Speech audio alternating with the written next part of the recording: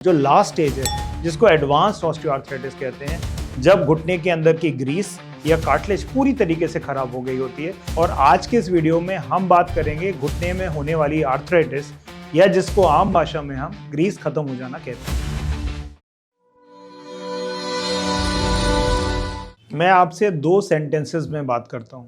पहला कि आपको घुटने में ऑस्टियोआर्थराइटिस की परेशानी है, और दूसरा आपके घुटने की ग्रीस खत्म हो गई है। क्या ये दोनों बातें सेम हैं या ये दोनों बिल्कुल अलग अलग चीज़ें हैं? हेलो दोस्तों, मेरा नाम डॉक्टर युगल है और आज के इस वीडियो में हम बात करेंगे घुटने में होने वाली आर्थराइटिस, या जिसको आम भाषा में हम ग्रीस खत्म हो जाना कहते हैं। तो क्या होता है ये घुटने में ग्रीस और क्या होती है ऑस्टियोआर्थराइटिस? तो जैसे जैसे एज बढ़ती जाती है वैसे वैसे घुटने के अंदर जो कार्टिलेज की स्मूथ सतह है वो पतली होती चली जाती है। जैसे जैसे आर्थराइटिस की परेशानी आगे बढ़ती है वैसे वैसे लेयर पूरी तरीके से खत्म हो जाती है। जब ऐसा होता है तो उसको हम आम भाषा में ग्रीस का खत्म हो जाना या कार्टिलेज का डैमेज हो जाना कहते हैं। तो ग्रीस का खत्म होना और ऑस्टियोआर्थराइटिस ये दोनों एक ही बातें हैं। अब समझते हैं कि ऑस्टियोआर्थराइटिस क्या होता है। तो जैसे जैसे ये कार्टिलेज खराब होती जाएगी या घुटना घिसता जाएगा वैसे वैसे घुटने की जो खुरदुरी सतह है, जो कि हड्डी की बनी हुई है और जिसके ऊपर नसें हैं, वो आपस में रगड़ खाने लगेगी। जब ऐसा होगा तो आपको दर्द होना महसूस होगा। लेकिन क्या सबको एक जैसा दर्द होगा और सारी ऑस्टियोआर्थराइटिस एक तरीके की होती है? ऐसा नहीं है। इसकी कई सारी स्टेजेस हैं।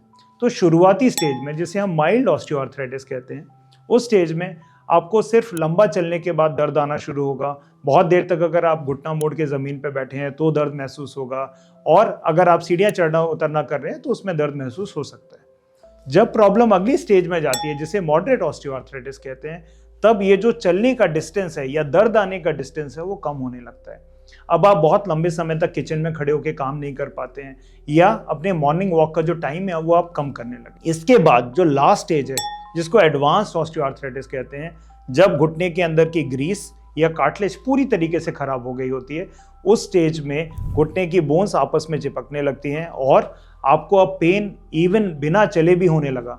ये तीनों स्टेज जानना क्यों ज़रूरी है और ये कैसे पता चलता है? पता चलता है हमें एक्सरे से। तो जब भी हम आपका वेट बेयरिंग एक्सरे, मतलब खड़े होकर एक्सरे कराएंगे, तो हमें पता चलेगा आपके घुटने के बीच में गैप कितना कम हुआ है। तो स्टेज के हिसाब से होगा आपका इलाज।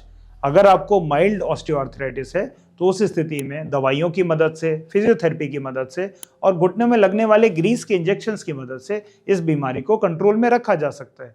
अगर ये ऑस्टियोआर्थराइटिस अगली स्टेज में चली जाती है तब भी इलाज करीब करीब सेम रहता है।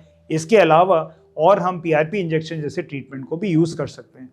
लेकिन जब बीमारी एडवांस स्टेजेस में या बोन टू बोन आर्थराइटिस होने लगती है तो उस स्टेज में या तो ट्रीटमेंट का ऑप्शन पार्शियल नी रिप्लेसमेंट है या टोटल नी रिप्लेसमेंट। मतलब अब कार्टिलेज इतनी खराब हो गई है या ग्रीस इतनी खत्म हो गई है कि अब इसको रिप्लेस करने के लिए कोई आर्टिफिशियल इम्प्लांट ही लगाना पड़ेगा, जिसको हम टोटल नी रिप्लेसमेंट या पार्शियल नी रिप्लेसमेंट कहते हैं।